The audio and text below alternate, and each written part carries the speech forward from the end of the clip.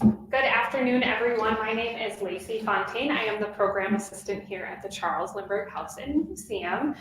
Today, as part of our Snapshot Saturday series, we are going to be talking about the Lindbergh baby kidnapping. This is a really good presentation to watch in prelude to our next month's Snapshot Saturday, which will be an author talk with Mariah Fredericks. She is the author of the historical fiction novel, The Lindbergh Nanny. So we will be chatting with her about writing her book and also how she became interested in the Lindbergh case. Before we dive into details of this case, I'm going to briefly talk about the sociological implications in the United States during the 1920s and 1930s, as kidnapping became known as an epidemic during the Great Depression.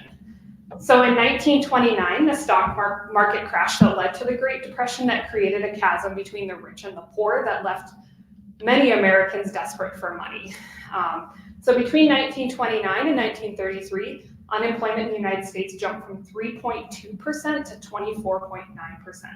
That was almost a quarter of the official labor force during that time. In 1933, also marked the end of the prohibition, or the complete ban on the sale and consumption of alcohol, that left bootleggers and rum runners out of work. So this desperation led to an uptick of violent crime during this era. Kidnapping wealthy families became an easy way to make money. By 1931, it is estimated that more than 3,000 kidnappings had occurred in the United States. However, the lack of reliable statistics make it impossible to confirm just how many there were. Whether there were more or less, kidnapping increased dramatically as a result of organized crime, lawlessness, and the corruption of law enforcement. The New York Times began printing a regular feature titled Recent Kidnappings in America. Wealthy families and celebrities began protecting themselves in a variety of ways, including hiring bodyguards, obtaining weapons, and acquiring trained guard dogs. An example of this would be J.P. Morgan, the banking empire, hired 250 bodyguards to protect the families of the Morgan partners. The kidnapping and murder of Charlie Jr. pushed the nation to collectively grieve over the baby of a national hero. It also created an urgency for change and harsher punishments for violent crimes. On May 21st, 1927, a single-engine plane landed at Le Bourget Airport just outside of Paris. Charles Augustus Lindbergh stepped out to greet 150,000 people as he had just become the first pilot to complete a transatlantic flight from New York to Paris. Charles Lindbergh became an instant celebrity, a household name, and in 1929, Charles met Anne Morrow, the daughter of Dwight Morrow. He served as the American ambassador to Mexico at the time. Anne Morrow was a recent graduate of Smith College, where she majored in English, literature, and studied creative writing. After a short courtship, the couple quietly wed in May of 1929, and their first child, Charles Jr., was born on Anne's 24th birthday, June 22nd, 1930. The weekend before the kidnapping, Charles Jr. had a slight cold. Normally, the family would have returned to Next Day Hill in Englewood, New Jersey. Next Day Hill was the family home of Anne's parents, the Morrows. Anne and Charles stayed at Next Day Hill during the construction of their home in Hopewell, New Jersey. On Sunday, the family decided to stay an extra night because the weather was not good. And on Tuesday, Charles Jr. was still ill, so the family decided to return to Englewood on Wednesday. At 7:30 on March 1st, 1932, Charlie Jr. was put to bed. Anne returned to the library, and the nurse checked on Charlie Jr. around 8 p.m. Charles Lindbergh returned to the family home around 8:30, and the couple enjoyed a quiet dinner together. At 9 p.m., Charles had reported hearing a sharp noise that would be described as wood breaking, and he assumed it came from the kitchen, so the family was not suspicious of anything. Around 10 p.m., when the nurse returned to check on the baby, Charlie Jr. was gone from his crib. Upon the initial search done by Charles Lindbergh, there was a ransom note that was left. The ransom note demanded $50,000. After the initial police call to the local Hopewell PD, the New Jersey State Police were immediately notified after that, and they assumed charge of the investigation. By the early hours of March 2nd, 1932, the whole world knew about the Lindbergh baby kidnapping. As you can see from the slides, there's many different pictures from around the world of different headlines. So what was found at the crime scene? On the slideshow, you will see images of the traces of mud on the floor, the 3/4-inch chisel, 2 sets of muddy footprints under the nursery window, and 2 sections of a ladder that had been used to reach the second-story window. One of the sections was broken, indicating that the ladder broke either when the kidnapper was going up or when the kidnapper was coming down. There were no bloodstains nor fingerprints discovered at the crime scene. On March 6th, the Lindbergh family received the second ransom note. The ransom demand was increased to $70,000. A police conference was then called by the governor at Trenton, New Jersey, which was attended by prosecuting officials, police authorities, and government representatives. Various theories and policies of procedure were discussed, and private investigators that were employed by Charles Lindbergh were also there, notably attorney Colonel Henry Breckinridge. And then Dr. John Condon was chosen both by Charles Lindbergh and the abductor to act as an intermediary. After a series of communications, $50,000 in gold certificates were paid by the Lindbergh family to the abductor. Lindbergh drove John Condon to the cemetery with the ransom money, and Condon met with the abductor and was able to provide the police with a description. And in this slide, you'll see that police produced sketch of the suspect. The Lindbergh family wanted proof that the kidnapper had the child. So with the 7th ransom note, the kidnapper agreed to produce a token, and that was a sleep suit that was given to Condon that would be later identified by Charles to belong to his son. Other interested parties contacted the Lindberghs in offer of assistance. Morris, or Mickey Rosner, was a small-time real estate dealer, claimed that an underworld emissary had connections with kidnapping gangs. So underworld emissary is referring to the mob during this time. Rosner claimed that Abby Wagner was responsible for the kidnapping, and Wagner had been involved with a number of high-profile kidnappings of Broadway racketeers during that time. Rosner was not able to provide the police with any significant information about the kidnapping, but did offer the Lindberghs a piece of advice. He stated, quote, "It is far more important to get their baby back and pay the price rather than throw the child at the mercy of three police departments who are fighting for glory." Rosner would turn out to be right about competing investigations, which we'll talk about a little bit later in the presentation. Lindbergh reached out to mobster Frank Costello for his ties to the mafia. Costello sent his men to gather information and reported back to Colonel Henry Breckinridge. A few days later, Costello was convinced that the underworld had nothing to do with the kidnapping of Charlie Jr., and Costello believed that the baby was already dead and instructed Lindbergh not to pay a ransom. More famously, Al Capone reached out to the Lindbergh family and offered assistance under the condition that he be released from prison. This did not happen. The Lindberghs never responded to Al Capone. A total of 13 notes were exchanged by the kidnappers and the Lindbergh family. Despite the Lindberghs paying that $50,000 of gold certificates, the baby was never returned. On May 12, 1932, 72 days after the kidnapping, the corpse of a small child was discovered in the woods surrounding the Lindbergh estate in a shallow grave. Give a little bit of a content warning here. I will be discussing a little bit from the autopsy report, and it can be graphic, so just be aware. The body was, according to the autopsy, the body was badly decomposed, and some of the body members were missing. An initial review of the body suggested that Charles Jr. had died from blunt force trauma, suffering 3 fractures to his skull. The body was positively identified by Charles Lindbergh, and following the murder, a photographer broke into the morgue and snapped a picture of the remains. Copies of that image were distributed for $5 to different magazines. The photos were so grotesque that no newspaper at the time would publish them, but many prints ended up in speakeasies throughout the United States. And speakeasies are unlicensed saloons that sold bootlegged alcohol during the Prohibition. So after this happened, Charles Lindbergh ordered the body of his son to be cremated. From the next slide, you can see that upon knowledge that the corpse had been discovered, the press swarmed the location, destroying any evidence that could have been salvaged from the scene. The press posed as medics, drove the grounds, and one member even put a darkroom in the back of an ambulance so he could develop photos. The aftermath of the discovery of Charlie Jr. was devastation. The Lindberghs never stayed at their Hopewell estate again, and Anne wrote, quote, "I feel strangely a sense of peace. Not peace, but an end to a restlessness, a finality as though I were sleeping in a grave."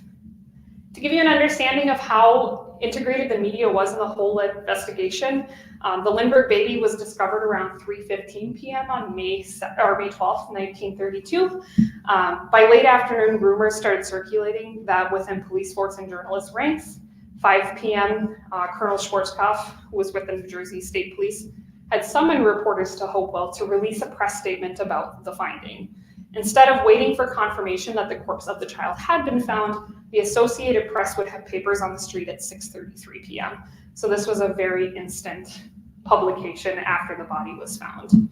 When the public was notified that the baby's corpse had been found, a crowd gathered in Times Square when the AP flash appeared at 6:10 p.m. A collective gasp could be heard as onlookers looked at each other in astonishment and condemnation, and they waited in the drenching rain for further headlines. The last person who was notified of his child being found was Charles Lindbergh himself, who was on a ship in the middle of the ocean when he received the news, and that was around midnight. After they paid the ransom, they were told Charlie Jr. was on a boat. Anne wrote in her diary that after Charles received the news, he was focused on the bigger picture and insisted they tried to move on. One day after the discovery of the child's corpse, President Herbert Hoover directed that the Federal Bureau of Investigation should be at the disposal of the New Jersey State Police to try and solve this crime. However, J. Edgar Hoover refused to be at the disposal of the NYPD or the New Jersey State Police, as he felt like the FBI was being used as errand boys and would not further assist in the case unless he was asked specifically by Lindbergh or by the New Jersey State Police. So after these internal conflicts arose between Herbert Hoover, the FBI, the New Jersey State Police, the FBI ended up establishing its own investigation with hand-picked agents to follow up on every single lead related to the Lindbergh case.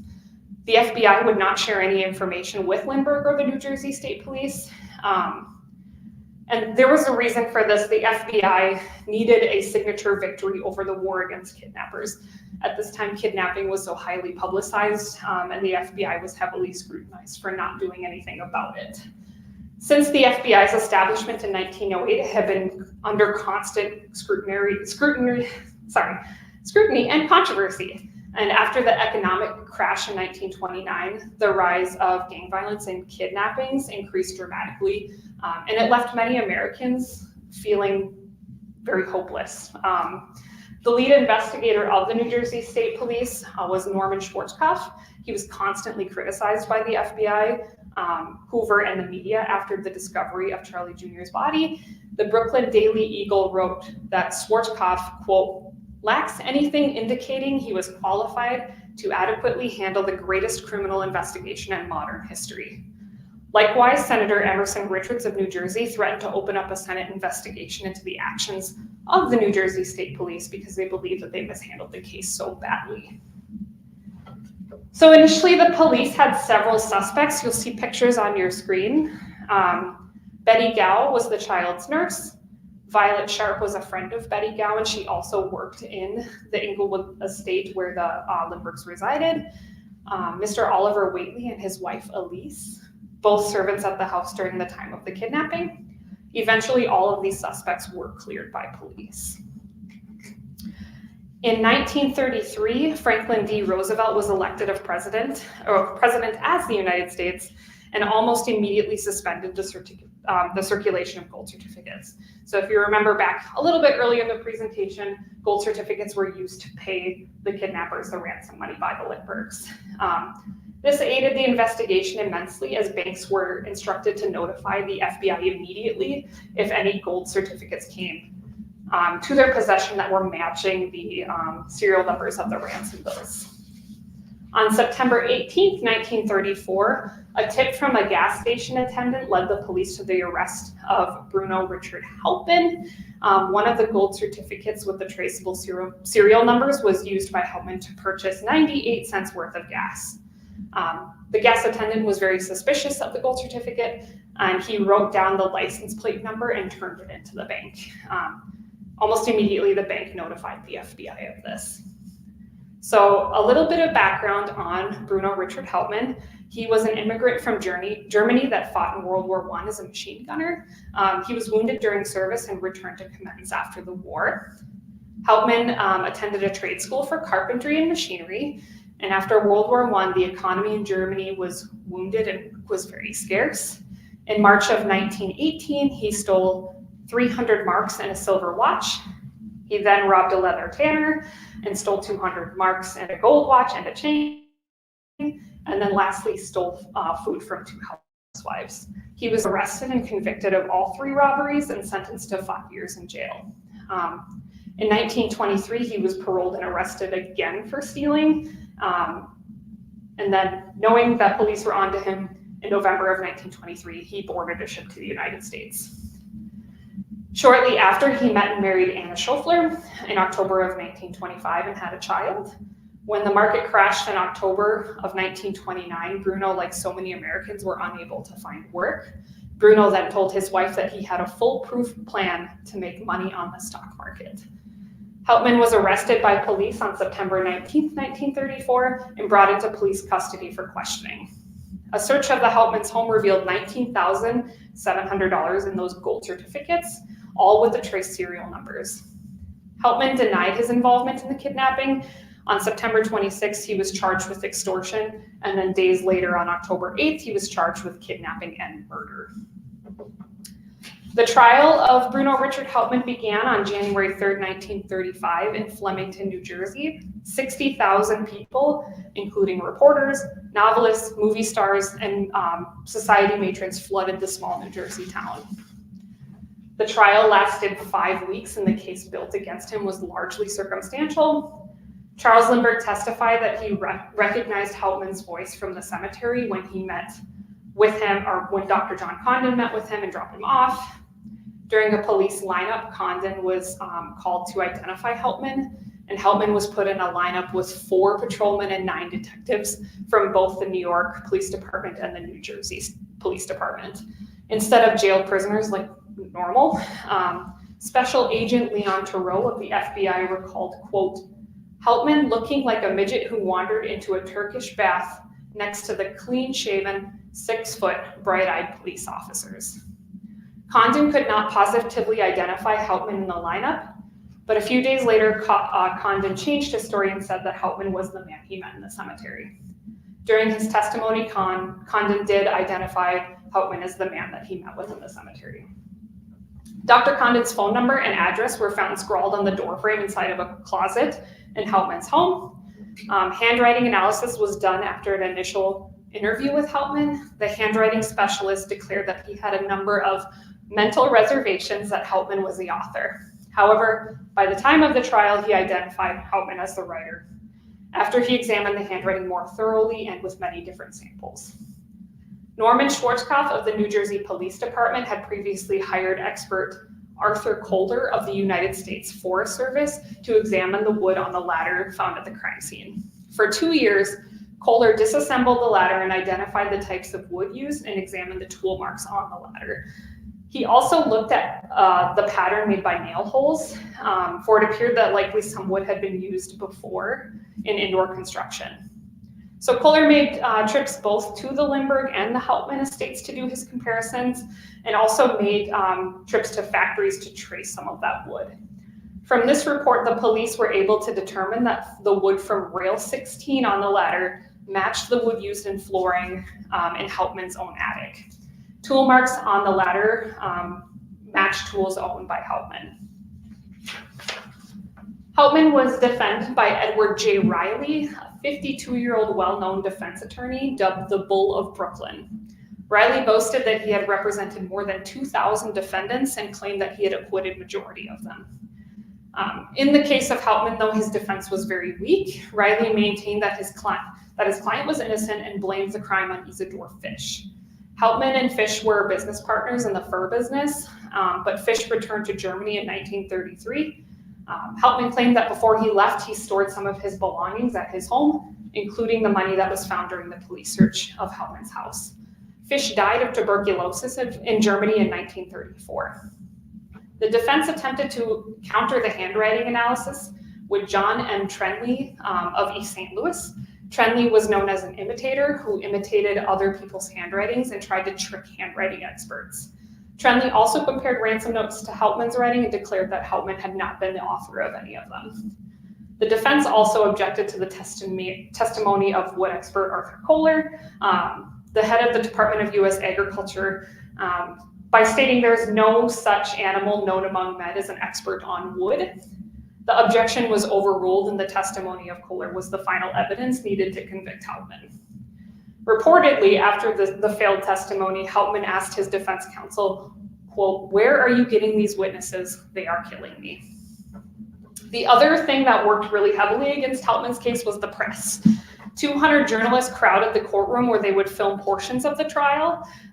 The county sheriff had permitted filming on the condition that these would not be shown in movie houses until the end of the trial. But that didn't happen. There was an apparatus that had been secretly placed in the jurors' boxes that also recorded testimony from Hauptmann and Lindbergh. The sound and film had been distributed to numerous movie houses throughout the United States and throughout the world. Filming was then banned from the trial. The jury was banned from reading newspapers, watching TV, and talking to anyone on the outside about the case. This would prove to be very difficult for the jurors. They were constantly approached by reporters as they were walking to and from the courthouse. Many shared dining spaces with them in the hotel that would only be separated by a thin cloth. And then hearing radio broadcasts from their hotel rooms and on the street of Flemington, New Jersey. On February 13, 1935, the jury found Hauptmann guilty and sentenced him to death. Charles and Anne were not present at the verdict, but were listening on the radio. After the guilty verdict was read, crowds at the courthouse shouted and cheered. Lindbergh reportedly turned off the radio in disgust and stated, quote, "That was a lynching crowd." After losing an appeal and a granted 30-day extension by the governor of New Jersey, Hauptmann was electrocuted on April 3, 1936. As a result of the kidnapping and murder of Charles Lindbergh Jr., the Federal Kidnapping Act, or it would become known as the Lindbergh Law, was enacted on June 22, 1932, on what would have been Charlie Jr.'s second birthday, making kidnapping across state lines a federal crime. The Lindbergh baby was found murdered less than 4 miles from his home, and there was no evidence that he had been transported across state lines. Had the Lindbergh Law been in effect when young Charlie was kidnapped, it would not have applied to this case. In fact, the bill that ultimately became the Lindbergh Law was not introduced in the wake of that crime, nor was it introduced by members of the New Jersey state delegation that represented the Lindbergh family. Instead, it actually had been introduced 3 months before the Lindbergh abduction by Senator Roscoe Conkling Patterson of the city of Missouri and Representative John Joseph Cochran of St. Louis. The reason for this is that kidnappings were incredibly common in St. Louis and Kansas City, as these cities were influenced by organized crime. The proximity of the Mississippi River also made it easy to transport victims across state lines, thus why they felt an urgency to enact a law like this. Because of the popularity and sensationalism of the Lindbergh case, the bill was unanimously passed and allowed the FBI and U.S. Marshals to pursue kidnappers across state lines that would overstep state police. The case also ignited a wider call of harsher punishments for these criminals. Another result of the kidnapping was that photographers and cameras were banned in all federal and most state courts. Now a judge has to permit the use of any of them in the case. The media coverage of the trial altered our notions of privacy, free speech, and a fair trial. So we're kind of going to address conspiracy theories around the case because they are a huge part of the way that the case is studied today, the way people write about the case. So from the beginning, the people and police firmly believed that more than one person was involved in the kidnapping. The police also believed that someone who knew the family and had intimate knowledge of their schedule would have to be involved. The family was supposed to return to the Morrow estate in Inglewood after the weekend, but because of Charlie Jr.'s illness, they stayed. The kidnapper also had to have intimate knowledge of the whereabouts of the nursery and the layout of this home. One conspiracy is that the household staff was involved, particularly Violet Sharp. Violet Sharp was a maid in the Morrow estate in Englewood, New Jersey. She was an English immigrant in her late 20s. Early on, the police suspected that she had something to do with the kidnapping because she knew the Lindbergh schedule. Sharp was also inconsistent with her alibi and appeared to police to be very defensive and anxious. After the police phoned her to tell her that she would be questioned again, Sharp committed suicide by cyanide. The police were able to clear her name by locating the man she said she was with that night, but lingering questions will always remain. The conspiracy theory that seems to be most popular is that Charles Lindbergh himself was involved with the abduction of his son. Lloyd Gardner is a Rutgers University historian, is probably the lead historian on this theory, so I'll talk about his.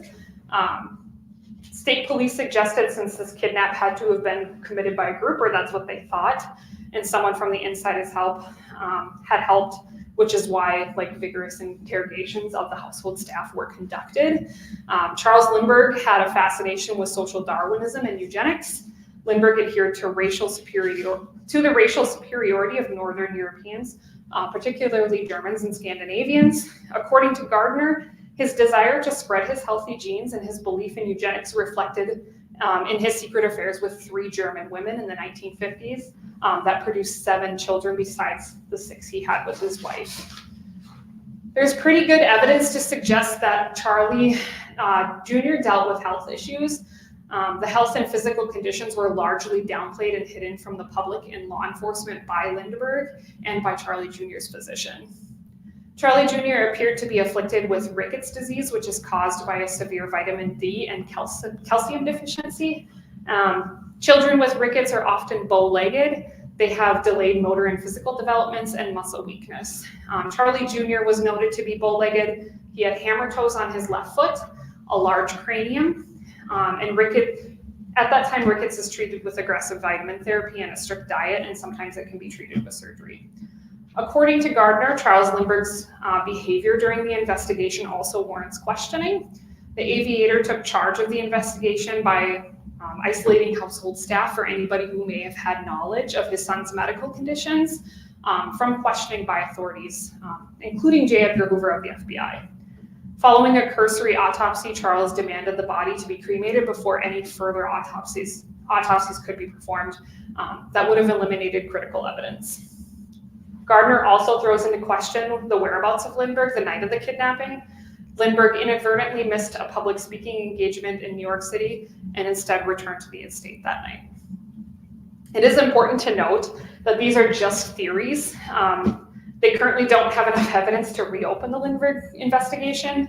However, we have to recognize that these theories are having a huge impact on the way that the case is studied today and also the way Charles Lindbergh's legacy is. The doubts of the outcome of this trial are not new. After the conviction of Hauptmann, First Lady Eleanor Roosevelt stated, "It seemed the verdict had been based entirely on circumstantial evidence. While not in sympathy with Hauptmann, I was a little perturbed at the thought of what might happen to any innocent person in a similar situation. The entire trial left me with a question in my mind, and I was certainly glad that I did not have to sit on that jury." 90 years after the abduction and murder of Charles Lindbergh Jr., questions about the case are still left unanswered. The most important questions are surrounding the guilt of Hauptmann concern the handling of the case by the FBI and the New Jersey Police Department, where there have been accusations against mishandling evidence, the destruction of fingerprints.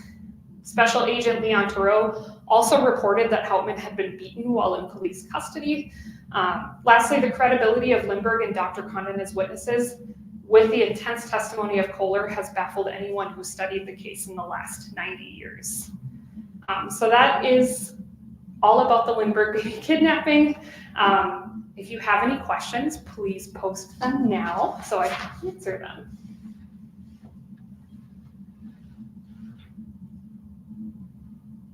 While we wait, would you like to tell them about the opportunity on Tuesday evening to see another digital program that's being offered for free? Yes, so on Tuesday evening, we are presenting Lindbergh and America First. at the Schomburg Library that sits outside of Chicago, Illinois. That presentation is free. It's a virtual program, so the Zoom link is on their website, and we have it posted on our site as well. So if you want to learn more about Lindbergh's connections to the America First movement, as well as connections to Nazi Germany, that is the presentation you definitely want to check out. Good. Awesome. Okay, so don't forget our next Snapshot Saturday, we'll be interviewing with author Mariah Fredericks, who wrote The Lindbergh Nanny. We're really excited to have her here. You can purchase the book on Amazon or at Barnes & Noble, any major retailer. Come with questions, and we're very excited to host her. So we'll see you next month.